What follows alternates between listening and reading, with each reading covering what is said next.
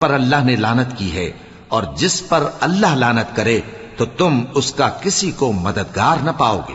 کیا ان کے پاس بادشاہی کا کچھ حصہ ہے؟ اس صورت میں تو یہ لوگوں کو تل برابر بھی نہ دیں گے۔ یا جو اللہ نے لوگوں کو اپنے فضل سے دے رکھا ہے اس کا حسد کرتے ہیں۔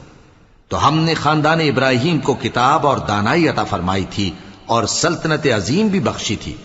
پھر لوگوں میں سے کسی نے تو اس کتاب کو مانا اور کوئی اس سے رکا رہا، تو ان نہ ماننے والوں کے لیے دوزخ کی جلتی ہوئی آگ کافی ہے۔ جن لوگوں نے ہماری آیتوں سے کفر کیا ان کو ہم عنقریب آگ میں داخل کریں گے۔ جب کبھی ان کی کھالیں گل جائیں گی تو ہم ان کو اور کھالیں بدل کر دیں گے تاکہ ہمیشہ عذاب کا مزہ چکھتے رہیں۔ بے شک اللہ غالب ہے، حکمت والا ہے۔